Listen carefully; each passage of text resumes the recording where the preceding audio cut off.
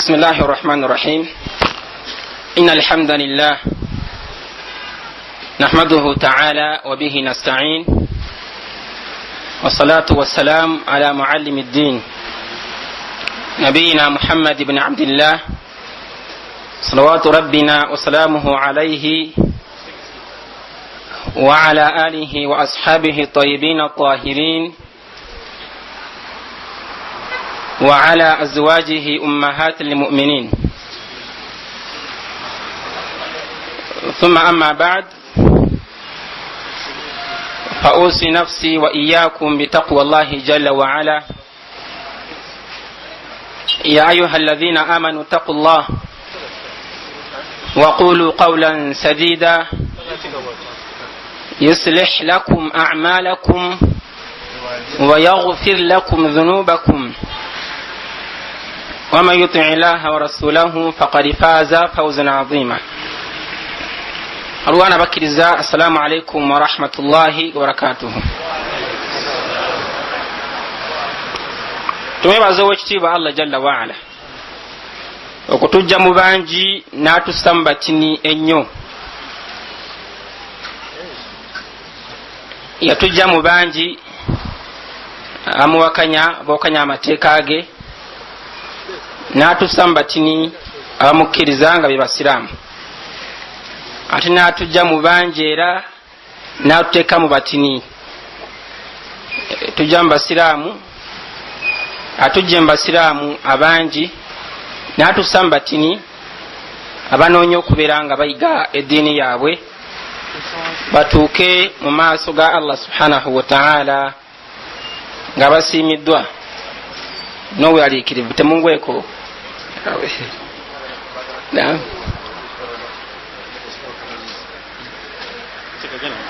temungweko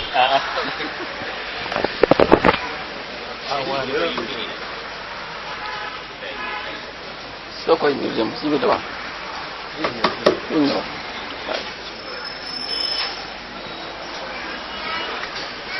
alaikum wa rahmatullahi wa barakatuh. mwebaza Allah subhanahu wa ta'ala wekitiibwa atadde mbatini nnyo abatambula nga banoonya okuyiga eddiini yaabwe. nebaza mukadde wange Sheikh Siraji olw'omusomo mulungi gwatusomesezza, atusomesezza abantu bamalayika za Allah subhanahu wa ta'ala bezisabira. saba Allah atusse mu bo, era ndowooza bwe twatulongosezza enniya mutuufu mwe tuli, kubanga wemba sirabidde wadde mbadde nga ndi bwenti, naye asomesezza mu bantu basomesezza malayika za Allah bezisabira mwe muli omuntu talibul ilmi, anoonya ki? anoonya okuyiga eddiini ye. tusaba Allah atusse mu bantu abanoonya okuyiga okumanya. mu bantu malayika za Allah subhanahu wa ta'ala bezisabira be banoonya batambula nga banoonya okuyiga eddiini yaabwe, era mu bo mwe muli omuntu yeebaka ala tahara ng'afunye eki? ng'afunye ewuzu. hadisi muziwulidde, Nabi sallallahu alayhi wasallam atugamba nti fa innahu laysa min abdin yabitu tahiran illa bata ma'ahu fi shi'arihi malaku. tewali muntu yenna yeebaka ne wudu okujjako afuna obukuumi obw'enjawulo, malayika za Allah subhanahu wa ta'ala ne zimukuuma. Nabi amaliza hadithi ng'agamba nti la yastayqidu sa'ata min al-layl, ewali budde butuuka mu kiro nga yeebase oba zengulu bw'ati yekyusizza okujjako malayika ezo nga zimusabira Allah subhanahu wa ta'ala nti Allahumma ghfir li abdika, ayi Allah nkusaba okola otya? osonyiwe omuddu ono, fa innahu bata tahiran, olw'ensonga yeebase muki? yeebase mutukuvu. tufeeyo nnyo okubeera mu bantu Allah subhanahu wa ta'ala basaasira mu mbeera bwe zityo, abasabirwa malayika za Allah subhanahu wa ta'ala. tewebakanga, Ibn Abbas agamba nti la tabitanna illa ala liwudu, tewebakanga okujjako ng'olina ki? nga webakira ku wuzu. fa inna al arwaha tub'athu ala ma qubidat alayhi, olw'ensonga nti emyoyo gyonna ku lunaku lw'enkomerero gigenda kuzuukirizibwa ku ekyo kyejjakola kutya? kyejjafiirako. nokyo weba yeebase bulungi ng'olina ewudu, malayika zikusabira, oba weebase bulungi, ne woba ofudde barakallahu fikum, oba ogeze mulungi maaso gaani? nga Allah subhanahu wa ta'ala. nabasomesako ne bagamba nti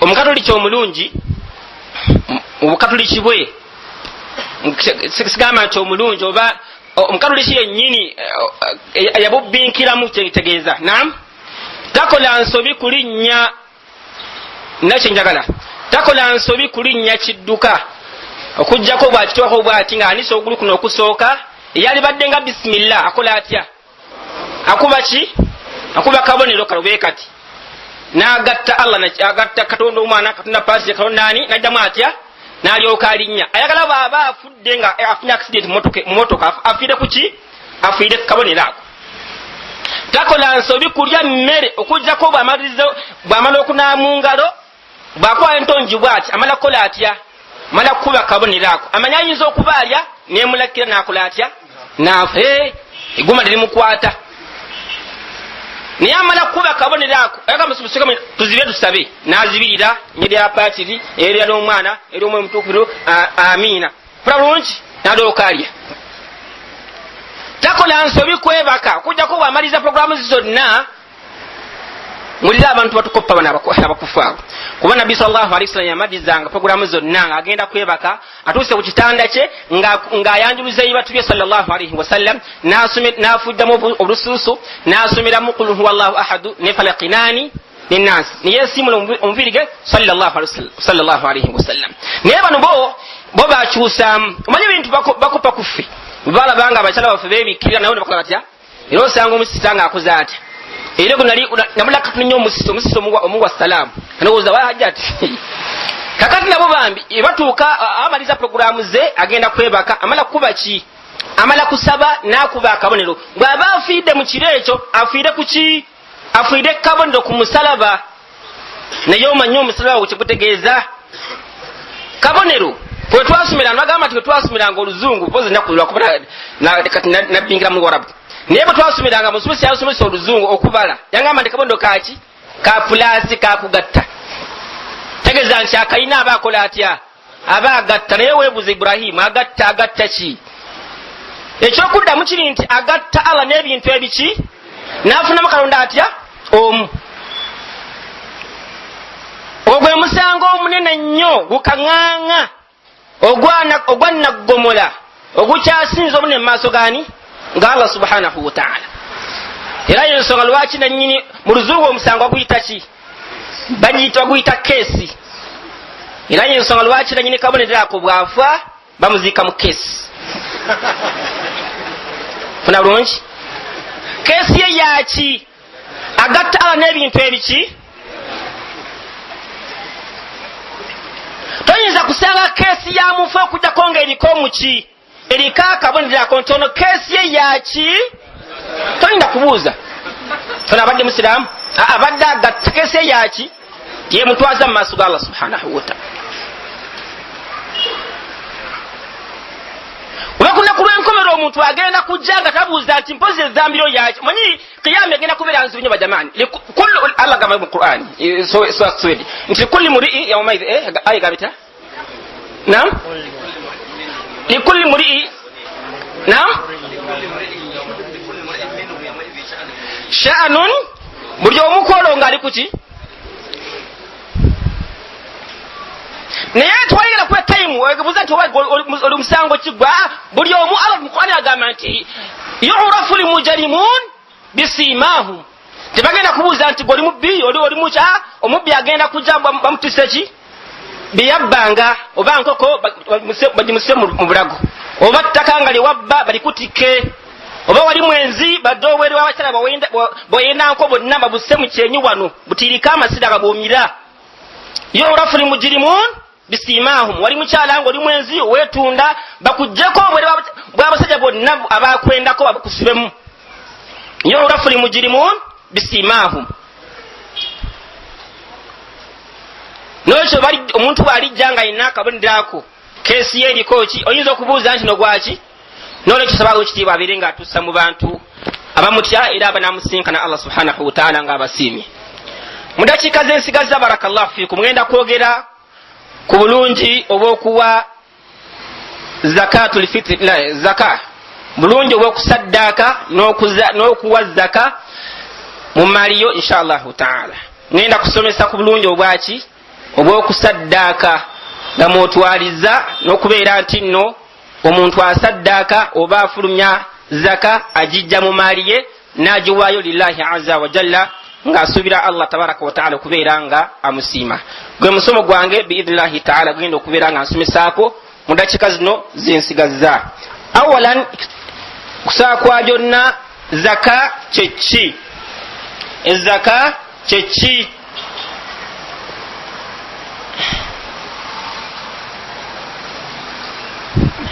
Naam, ntidde nnyo okubeera nti musomo guyinza okuwanvuwamu kubanga sikinyagadde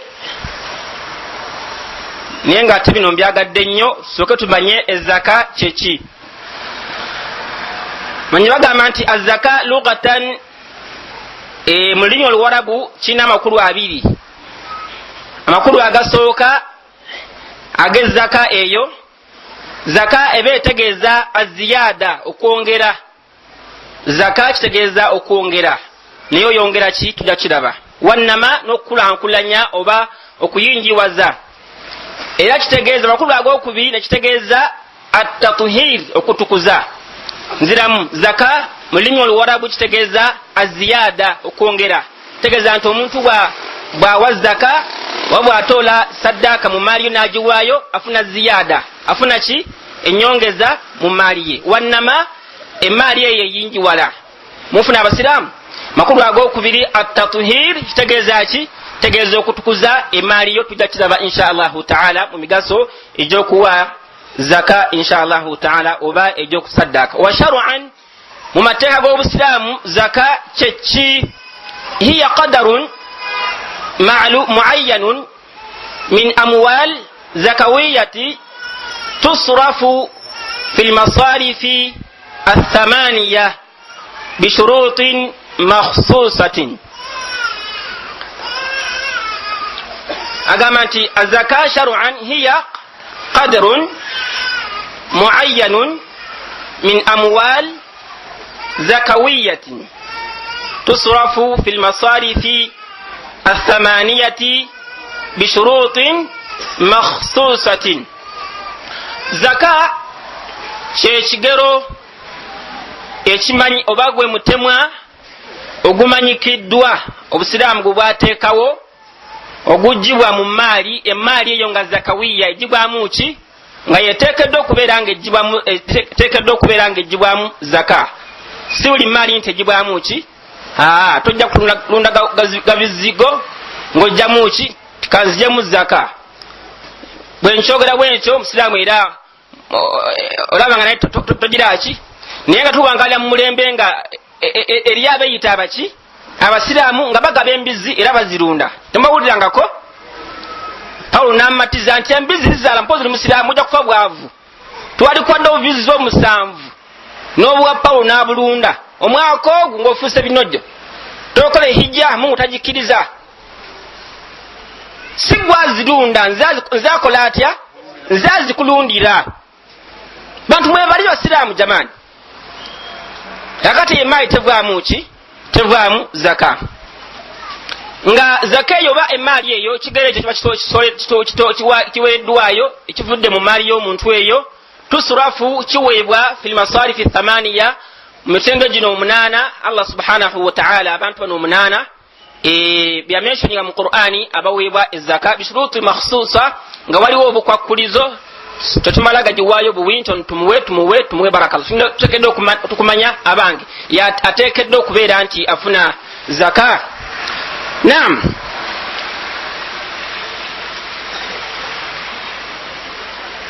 العلاقة بين المعنى اللغوي والمعنى الشرعي.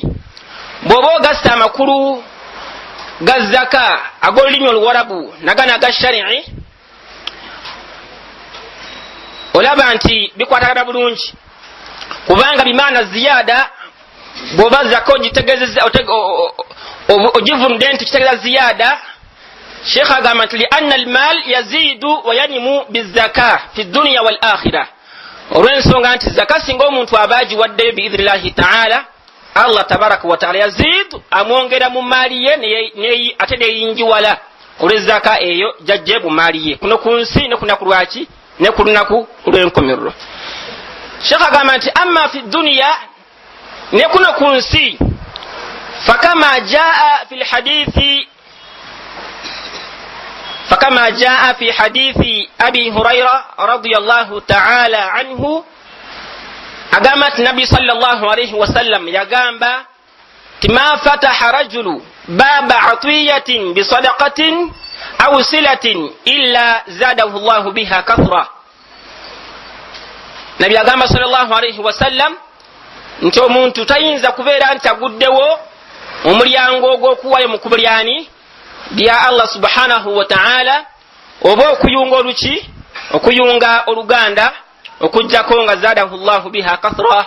Allah subhanahu wa ta'ala amwongera ayingiwaza enki emaali ye eyo jajjemu ezaka.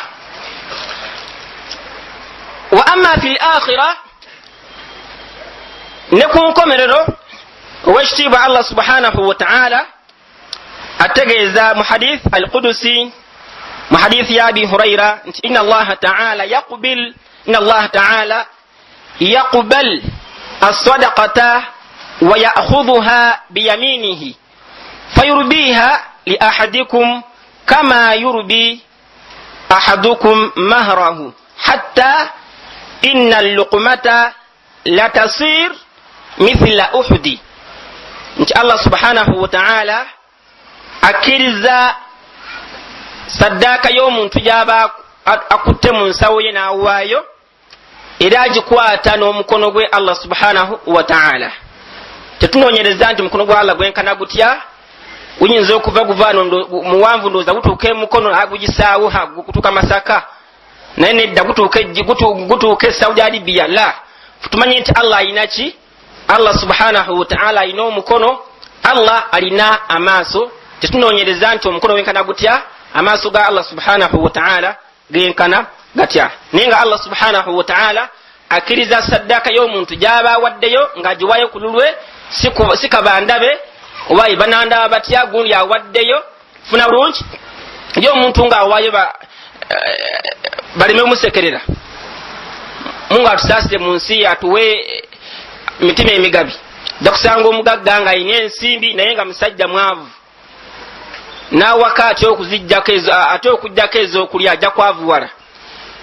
Osanga omuntu awaka walillahi alhamdu wal minna Allah amuwadde obugagga alina ente 14 alina ente 7 naye yazeerundira bajja kuzibba akayumba kasulamu kali ku rukuu wano kana atogenda ku sujudu wansi kavunname funa bulungi naye kasulamu musajja wattu engatto gy'alambala Allahu akbar oyinza omusaddaakira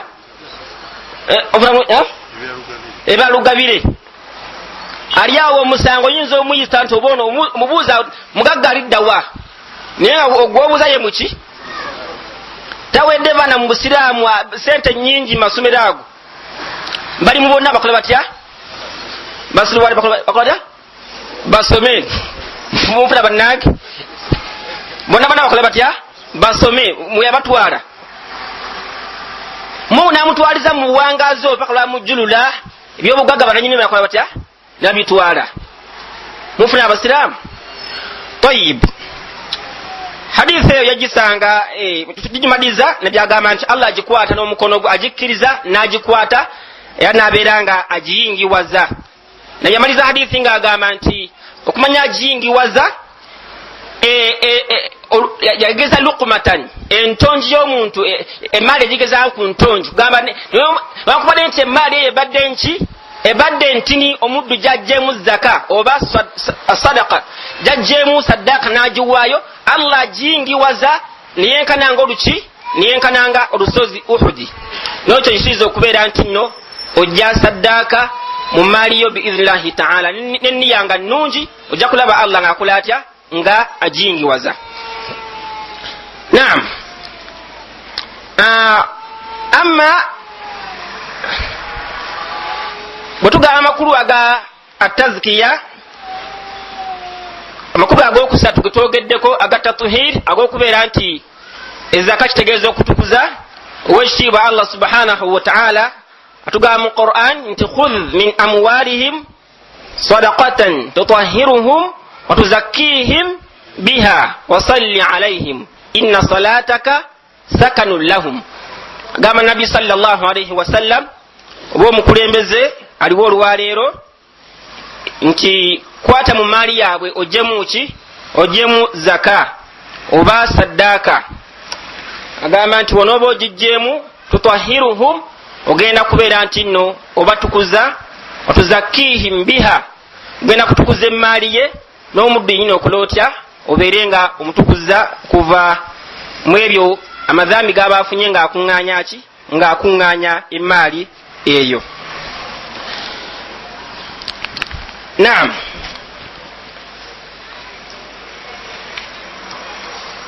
alamulwa atya omuntu abaaganya okubeera nti awa ezaka? Alamulwa atya omuntu abeera aganya okuwa ezaka? Ittafaqa ahlul ilmi, amanyi bassa kimu nga nkuyege nga bagamba nti ala anna tarikaha, mazibu omuntu aba alese okuwa ezaka yu'tabaru murtakiban likabira min kabair, abeera akoze omusango omunene mu gasango aganene. Era wa sahih Sheikh agamba nti kituufu annahu la yukaffaru, aba tavudde mu ki tavudde mu busiraamu, wabula abeera akoze omusango omuki omusango omunene nga bw'onaageza omusango okutta omuntu, obanga omusango okubeera nti omuntu yesse yennyini yeewadde obutwa, obanga omuntu bw'anaaba nti ayenze agasanga agaki omuntu okugwana okuwa ezaka kimu ku gasango aganene. Tayib,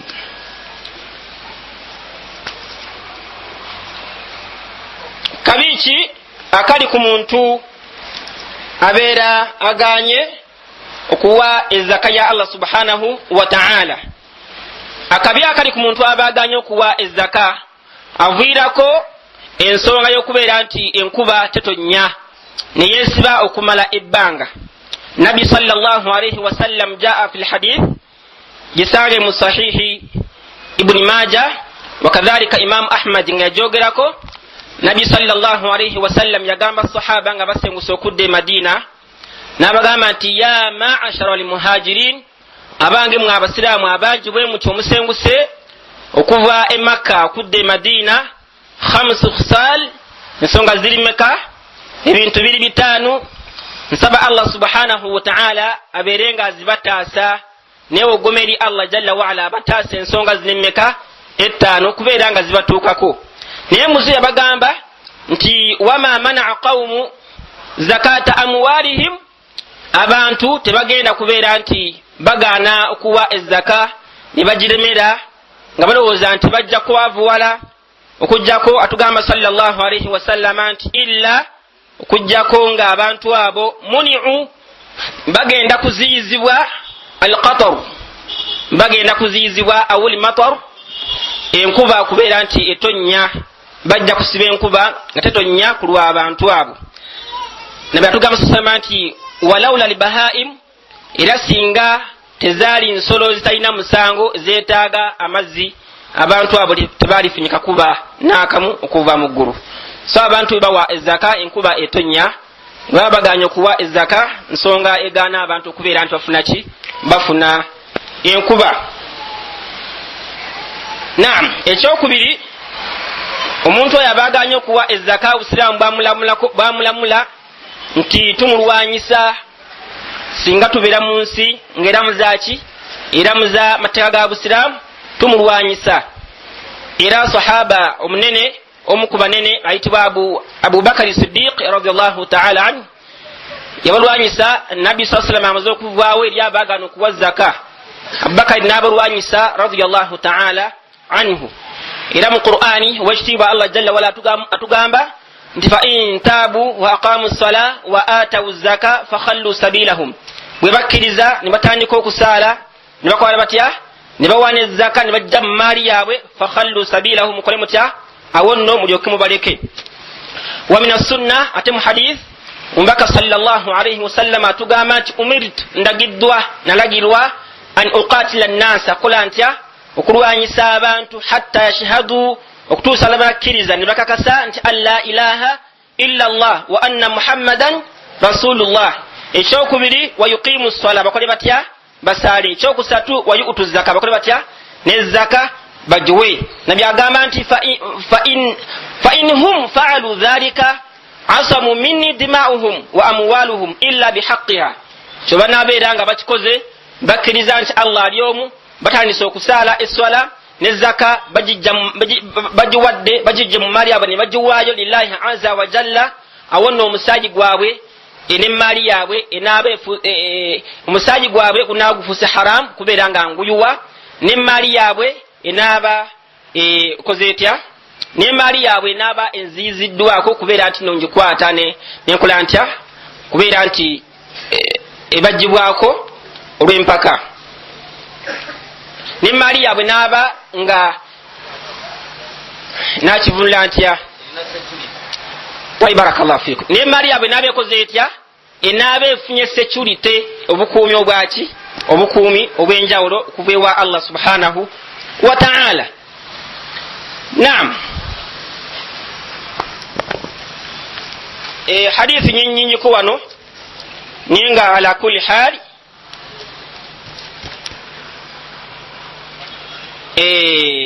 omuntu aganya okubeera nti awa ezaka ayina ekibonerezo kinene mu maaso ga Allah subhanahu wa ta'ala. Era omubaka sallallahu alayhi wasallam atugamba mu hadithi ya Abi Hurayra nti man ataahu Allahu maala, omuntu Allah gwaba asudde eddaala namuwa emiliyoni ezisukka emmeka, seka Mustafa, miliyoni mmeka? Hamwenda, miliyoni mwenda. Muntu Allah gwaba akoze atya, gwaba asitudde ku ddaala naweza miliyoni mwenda plus. Nabi agamba nti falam yuaddi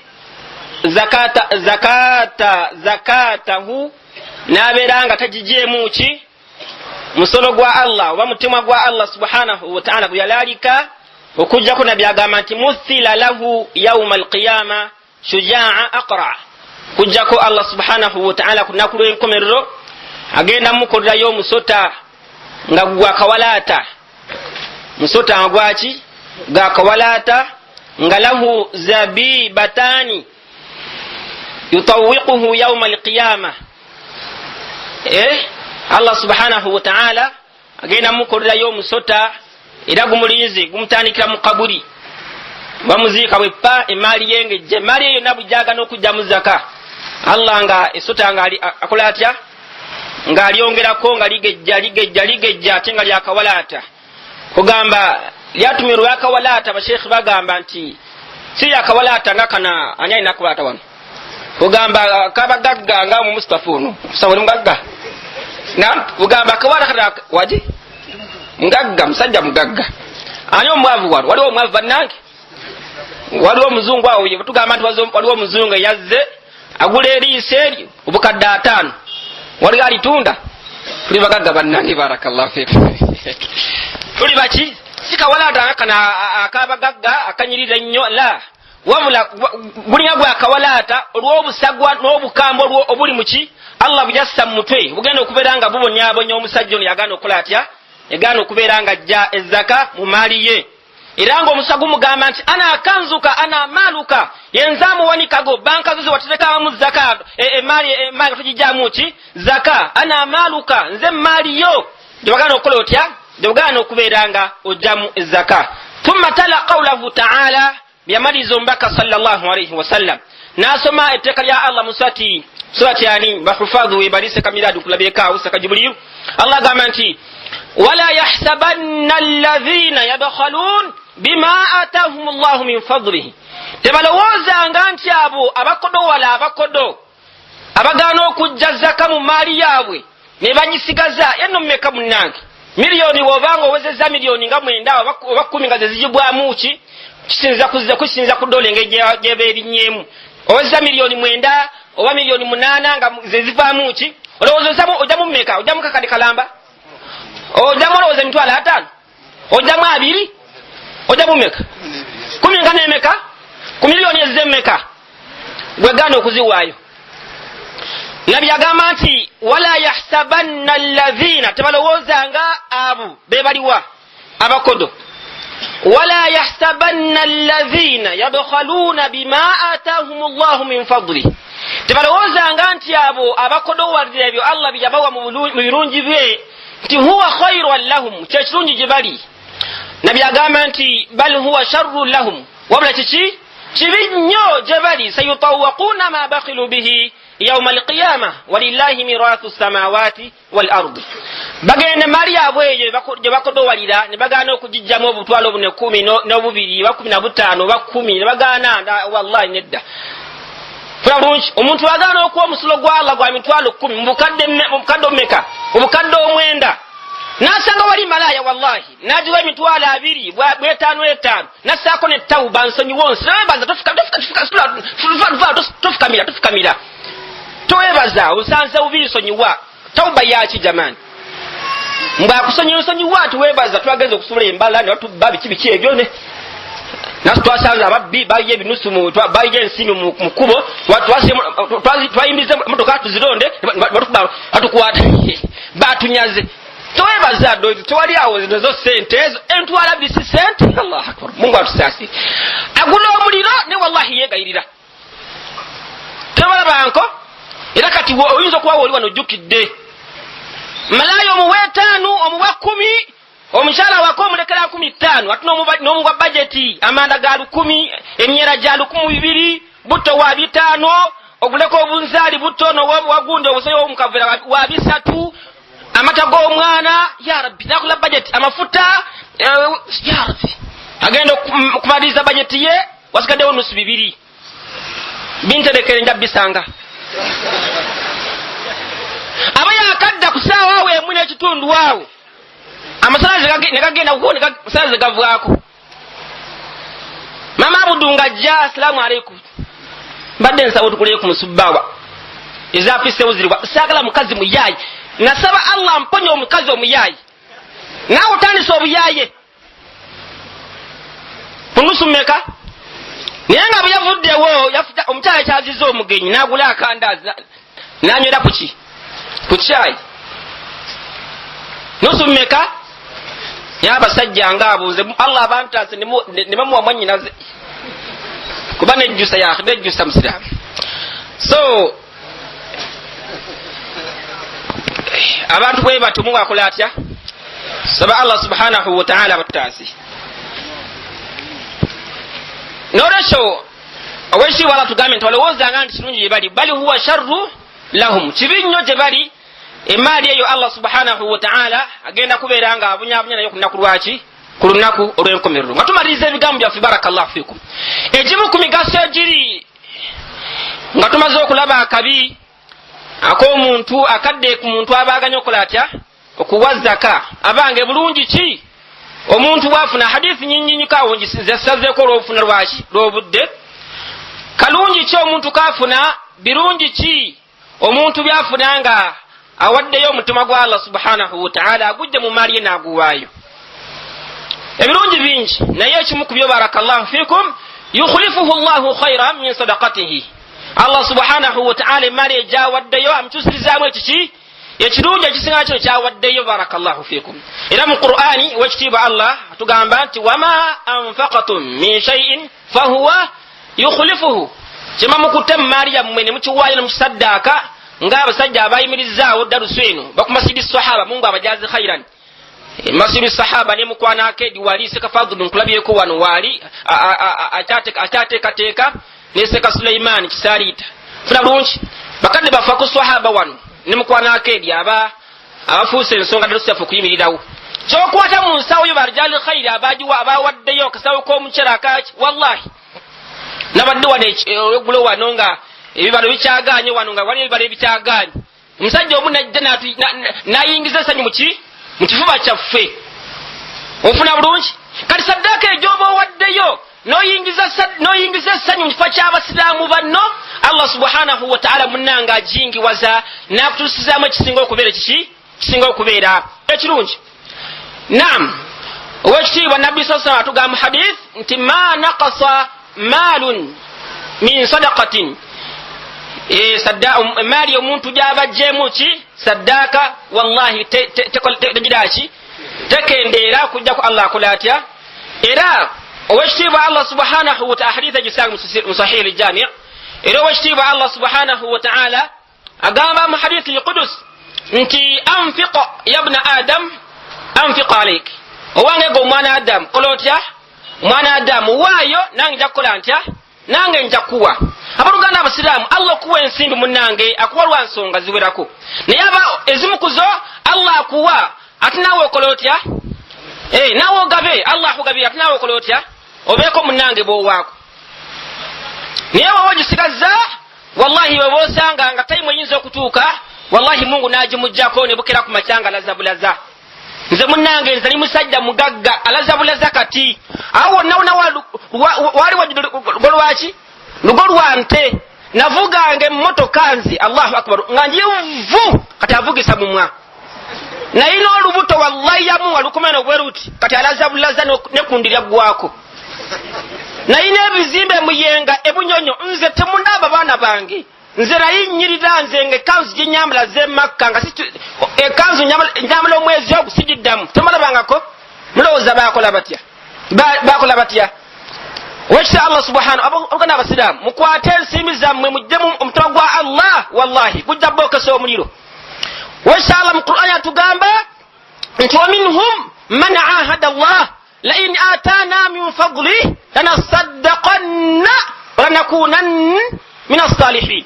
Eryabako endagano ne Allah nga wallahi bavu embeera mbi avuga boda boolyawo sigamba nti avuga boda embeera ebeera nki wabula nga Allah amutadde ku ddaala nga asaba Allah akola atya amulinyisa amwongere bannange Allah okubeera nti akutadde ku ddalajayo nga ovuga kagaali onfuna bulungi etegeeza nti embeera gy'olimu nki wallahi Allah ayinza okubanga ye mu kumanya kwe nga yakussa ku levu eyo oyingire ki oyingire jjana niwegomba oprimo wallahi nga wa muliro wafiira gayene mulinzi mufuna abasiraamu.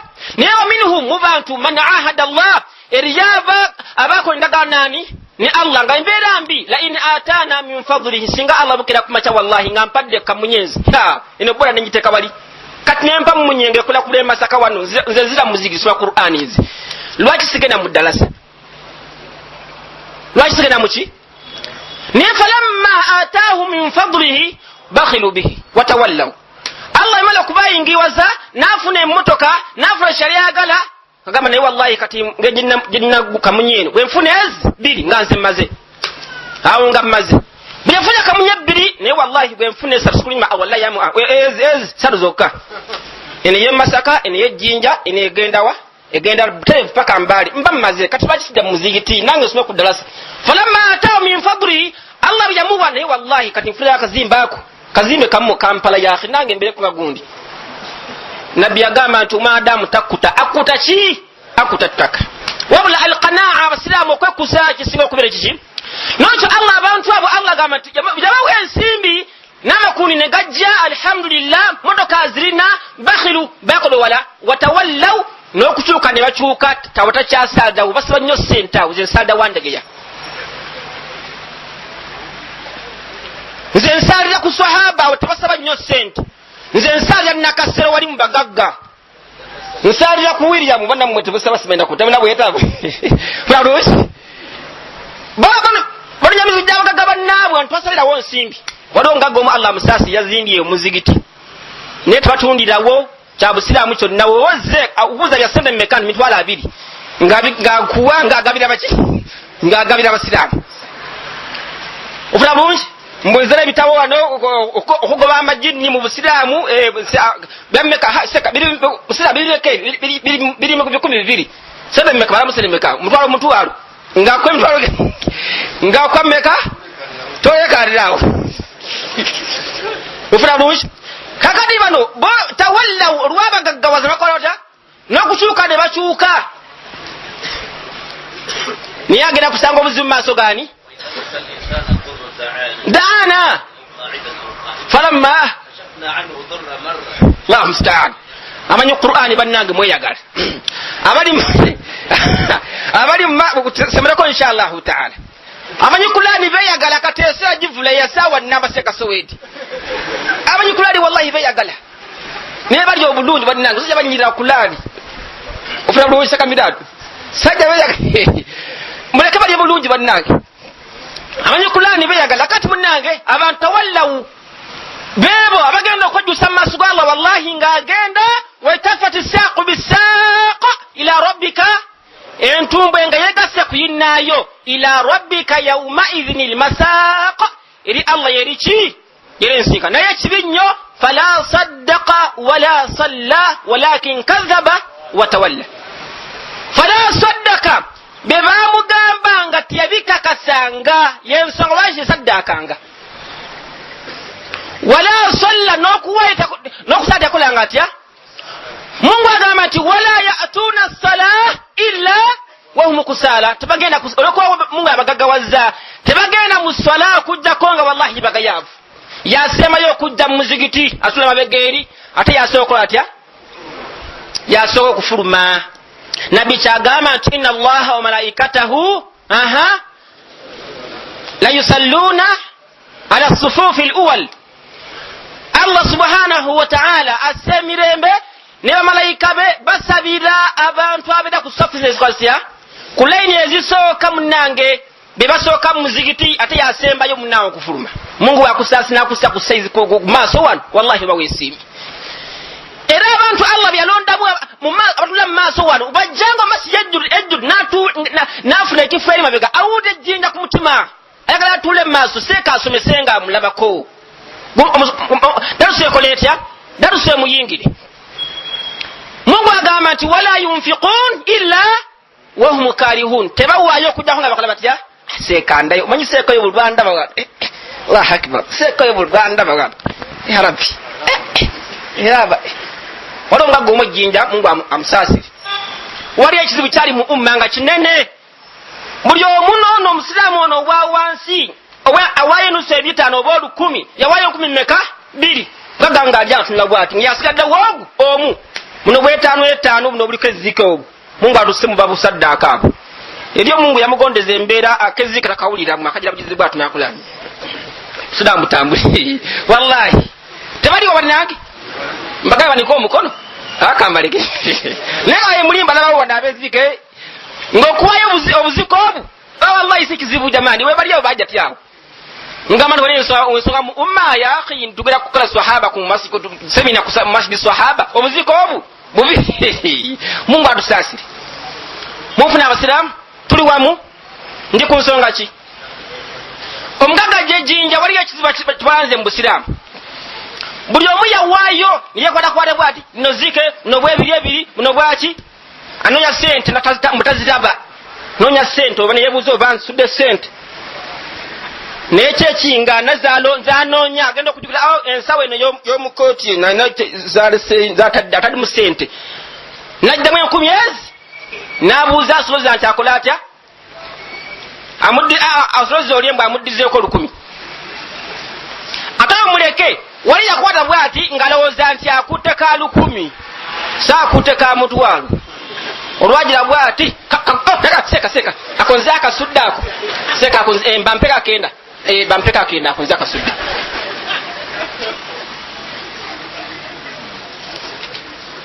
abo tubalina mufuna abasiramu wala yunfiquna illa wahum karihun tebawaayo okujja kwa bakola batya ebone nga tuziye mizigiti nga tuziye masomero kuzimba fundraising siko maddi Allah yinza okuba wallahi nga Allah kwaisiriza kubera ku nsi kuno olwaleero nyega tumanyi muwaye temujja kwavuwala nze nsanya okuba ekyokulabirako tisinga bannange twavuwala olw'okuwaayo abasiraamu b'okumasiri eno bagira hijira ebwayise yakalina bali avuwadde ndowooza abasajja basonda nga bakyali mu kibaati oba mukyali mu kibaati simanyi mbaliwayo bwayise sale kati bakalina era bw'otuuka awo gawa musajja mugaga waawo ono yabawa muzigiti guno tuli mulembe olwaleero buli abawo obwetaavu mwa muzigiti kuza muzigiti isomero babuuza naye seeka eyi mwasomere buwarabu eyo teriyo ko bagagga batuzimire omuzigiti guno teriyo baarabu bazimba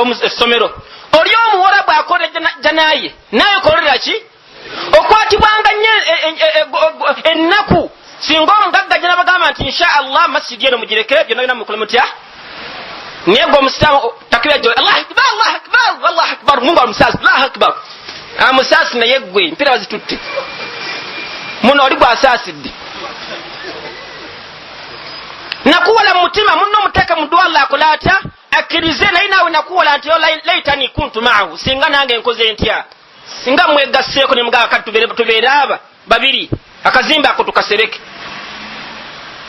mufuna abasiraamu naam nga tunata okumaliriza ebigambo byaffe tuli ku mugaso ogw'okuwa ki ogw'okuwa ezaka ow'ekitiibwa nabbi sallallahu alaihi wasallam nga tumaliriza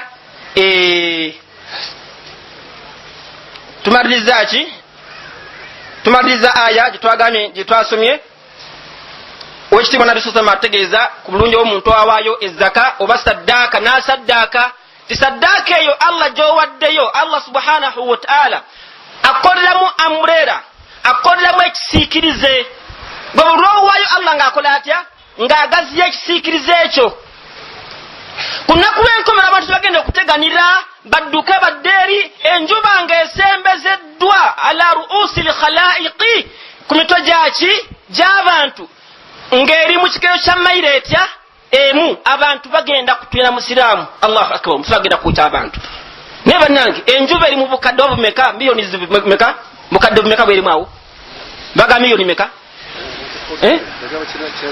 simanyikira mwenda simanyi mumeka billions bukadde bwerimu naye wallahi omusina gwaka newunya wana uganda agamba naye omusina gwaka wana uganda allah akbar wano mulimu ambuleera naye omusina gwaka edubayi wano omusana gwaka esaudi wallahi waliwo tayimu lwetuuka okuva ku saa 6 au saa 7 paka 11 nga tebatakkiriza muntu atambula bw'otambula kukwata abantu bagwa eddalu wa musana wallahi gwokya abantu omuntu naawunga n'agwa eddalu naye enjuba erimu kadde mmeka nalabbi atugamba sallallahu alaihi wasallama ku bulungi bw'omuntu omusaddaasi awaayo agamba nti kullu muri'in fi dhilli sadaqatihi yawma alqiyama hatta yuqda baina nnas buli muntu ku nnaku lw'enkomerero agenda kubeera mu kisikize kyaki kya saddaaka ye gyasaddaaka nga ku nsi musiraamu tokoowa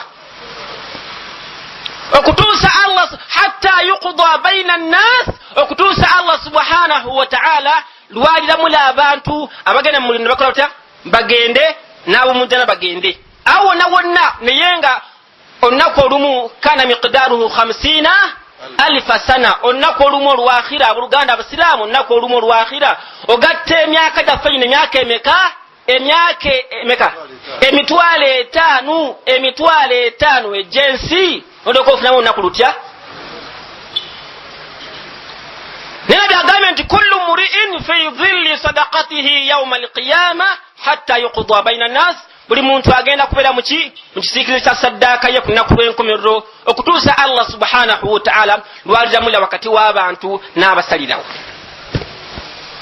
naam era ekitala mu birungi omuntu abeera awadde munnange ezzaka oba esaddaaka n'agiwaayo tuzakki nafsahu zaka yeeyo etukuza omwoyo gwe minashuhi negujjamu omuki omululu funa bulungi osanga omuntu nga musaddaasi omuntu bw'abeera omusaddaasi taba na mululu ow'omululu abeera mukodo buli kimwayagala kiko kitya kibeere kikye funa bulungi so saddaaka etukuza omuntu nemujjamu omululu nebeera nga ate etukuza omwoyo gwe etukuza omwoyo gwe n'abeera nti avaamu ekitendo ekyo ekibi eky'omululu owekitiibwa allah agina kulembeza agamba nti khudh min amwalihim sadaqatan tutahiruhum wa tuzakkihim biha ekyokulala ekirungi kya saddaaka oba kya zaka omuntu singa aba agikuti n'agiwaayo lillahi ta'ala hiya buruhanu ala sidqi imanihi kabonero ak'olwatu akalaga nti omusajja ono yakkirizaani allah tabaraka wa ta'ala bw'osanga ng'omuntu nga allah amugambye nga okuwa zaka n'agaana nga allah yamutola yamugambye nti mali nakuwa gijjeemu zaka n'agaana tannakkirizaani allah era Allah mu Qur'ani agamba nti fawailun sakamilad wa fawailu lilmushrikina alladhina la yu'tuna wa wailul lilmushrikina alladhina la yu'tuna az-zakah. Nti okubonaabona akabi akanene okwokoba omuliro, okubonaabona okutegana akabi akanene namuzisa kali ku bantu abashiriku. Lwaki abayita bashiriku ng'ate basiraamu? Abayise baki? Omuntu agaana okuwa zaka mu maali ye, omuntu omukodo Allah amufaaniriza muki? Mushiriku. Ono agatta ku Allah, akuba omusalaba oyo. Oyo avuunamira ekitonde nakula bw'ati najja bw'ati ojjajja bw'ati n'aweera oyo. Tomalabangako asinza kitonde naga wansi nakula bw'ati najja bw'ati ajiraga obujogoli. Ejesiba olubugo Allah amugerageza n'omuntu agaana okuwaki? Fawailun lilmushrikin alladhina la yu'tuna az-zakah. Okubonaabona akabi akanene kali ku bantu abakola batya?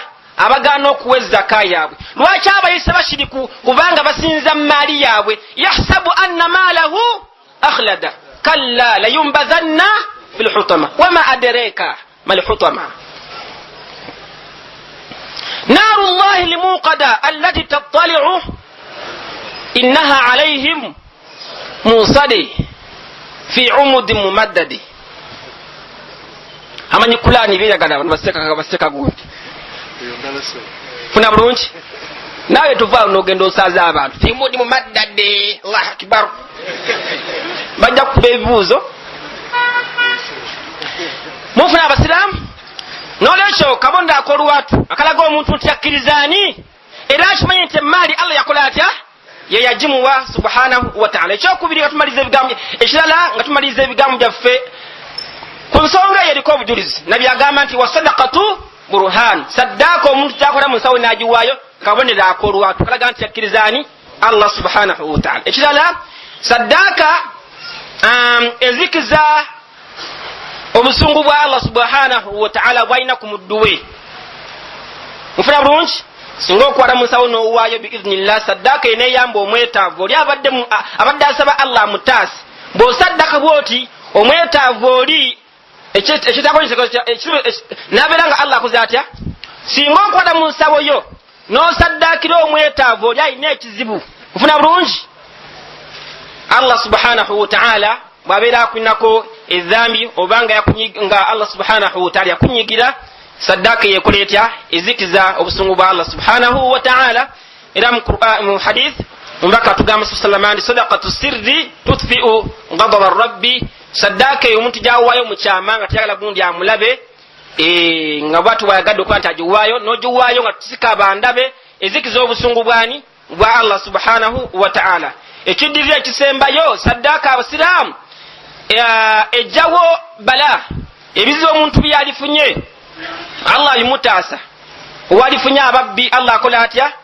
Abikutaasa. Wallahi bayinza okubba wali nga nowavuddewo yidi wagikwatidde mu kyalo ne babba wali ne wali ne babbawo ne weebuuza nti kono kyabaganya okubbawo waliwo amagye gaani? Nga Allah subhanahu wa ta'ala. Era mu hadith omubaka sallallahu alayhi wasallam atugamba nti daawu mardaakum bisadaqa, mujjanjaba abaki? Mujjanjaba abalwadde bammwe n'okubasaddaakira. Hadith erala empanvu agamba nti hassinu amwalakum bizaka, mukuume ki? Mukuume emaali yammwe mugiwe security n'okuwaayo ki? N'okuwaayo zaka, mugijjamu zaka. Wa daawu mardaakum bisadaqa, ate mubeerenga mujjanjaba endwadde zammwe, abalwadde bammwe mubajjanjabe naki? Ne saddaaka. Waayo osabe Allah nti maama wange mumponyeze, ayi Allah muzeeyi wange, ayi Allah nkusaba omponye, ayi Allah omwana wange onfuna bulungi, ayi Allah kola bwoti, Allah mpa obulungame, ng'owaayo ne saddaaka, ng'osaba Allah naki? Ne saddaaka gy'owaayo. Hadithu bweto bwegamba ekisembayo barakallahu fiikum. Saddaaka eyo etukuza obujulizi nabwerabidde nti etukuza nabwerabidde naye nga mujjukidde wano bwe busembayo. Saddaaka omuntu gyakwata n'agiwaayo etukuza emaali ye olw'ebyo biba bifunisi byebeefunye muntu mu kugikuŋŋaanya. Funa bulungi emaali eyinza okubeera nga ojja mu halaali, ogijja mu ki? mu halal ne munanga tebebereka wabawo obuyingirawo nga tugiraki siraamu nga tomanyi funa bulungi oyinza okuba osasudde endiboota 10 bagenda okuzibala nga ziri 10 netya 11 tokyaddayo eri gozikuzeeko tomumanyi funa bulungi tomumanyi waliyo ebiyingirawo awo era mu hadithi mbaka yagamba sallallahu alaihi wasallam ya ma'ashara tujjar abange mwe abasuubuzi Allah byasukulumya eddaala nga mwina ku nsimbi agamba nti inna hadha albay' mazima okusuubula kuno kumusuubula emmali nje mukunganya yahduruhu al-laghu wal-kadhib wal-hilaf aw wal-half fashubuhu bis-sadaqa timali nje mukunganya bingi nnyo byefuna mukuli obulimba ebyo byaki nena byatugamba sallallahu nti mugitukuze n'okuwaayo ki mugitukuze n'okubeera nti muwaayo saddaka hadith gisange fi mu'jam al-kabir li imami at-tabarani so kuweyo zaka biiznillah ta'ala tukwate mu mali zaffe tusaddake Allah ajja kukumachi ajja kumma emali yaffe edakika 2 ndaba seka bahiga ayimiridde abasuubuzi mbekesa kubeera nga ta'amaluna birriba emali yamugisaamu ki wallahi okwewola temuli mukalungi mahma kathura marul abdi mali y'omuntu keyinji waleetyanga ya looni ng'ejewola bwewozi fala tu'jibuka amwaluhum wala auladuhum emali ye wallahi tekwewuunyisanga mufuna bulungi tekwewuunyisanga sawa yonna Allah agenda kukola atya wallahi agenda kugizingako naye bangi mwewoze mulizinza amataka muguze munyonyo muguzeewa mulongoosezza amasomero ganyirira naye bajja gatwala kubanga yagamba nti omuntu aggulawo omulyango gw'okwewola kubanga kulimu obulyazaamaanya Allah agambye nti omuntu aggulawo omulyango gwa looni omulyango gwa riba mufuna bulungi n'ajingiza mu mmaali ye aba alangidde oluki olutalo otaluwa Allah si lwa bikonde lunaku lujja kujja lwa juma Allah afunye naawe okulootya kati mutandika otaluwa Allah naawe lwa mubiri gwo na mmaali yo Allah agenda kusinikira agalwadde musiraamu bakulume bakujja ku munnyu tosula ku mufaliso tosula ku kitanda weebaka wansi sukaali yamukugjeeko omwana alwale wallahi eyali wonyedde wano mu Kampala wano ogende Mulago yalibadde wiiki emu mwezi mulamba wallahi olwale musiraamu awaligenze emitwalo 2 oli mu bukadde buna oli Mulago Mulago bamugobye kakitaka South Africa lwadde bunene nnyo buno Allah asajja mu dibbe ya tajijja mu dibba kati South Africa abasawo bagamba yetaaga India wallahi zigende mmaliza ne hadith ombaka Muhammadi sallallahu alaihi wasallam nabi yagamba nti idha ra'aita Allah bolabanga Allah yu'ti al-abda ng'akoze atya Allah ng'agabiridde omuddu we amuwadde ensimbi ma yuhibbu byayagala wa huwa muqimun naye ng'akyalemedde ala ma'asi kuki ku bujeemu nabi yagamba nti fa innama dhalika lahu minhu istidraj omanyanga mmanya nti Allah akola atya amutwaliriza ako kamasu wallahi thumma qara'a qawlahu ta'ala nabi kyava etteka lya Allah mu Qur'ani falamma nasu ma dhukkiru bihi fatahna alayhim abwaaba kulli shay Allah agamba nti abantu bamala okwerabya amateeka gani ga Allah ge babagambanga okulya riba basuleegwa nagamba fatahna alayhim abwaaba kulli shay twabagulirawo mu mulyango gwa kintu kye baagala omuntu yebuuza olaba gundi yagula emunyonyo yagula poti mu kibuga wakati olonzaani kuyenze musinga sente nze ateewola naye fatahina alayhim Mungu agamba nti hatta idha farihu bima utu okutuusa ne baasanyuka olubuto luzze mashallah ekunuliri eno ensi kyange ne bweti motoka atuusa bukyusa akhwadhnahum baghtatan fa idha hum emali Allah gizako oluziga lutya lumu kile kizimbe banka ekyagala kiri kuki kolosero wali batutewo awo haja atundawo ente zafudde gundi ebadde eva Nairobi anji container yagudde muki efuso wagulu 10 egudde gundi mabira ugenda okera ku macyanko zati masomero mangi wallahi agali aganyirira naye baya looni kati gatundibwa bakufaro bagalimu. Gende Lugazi awo waliyo somero ddungi nnyo baliyitangani Lugazi mikisi lyanyiriranga musiraamu. Twasomeranga Naggalama naye nga buli muyizi seeka ayagala agenda asome seeka awo balina keya nnyo nga manyi maseeka ngaamanyi bamaseeka masha Allah bali bamanyi abasoma ebitabo.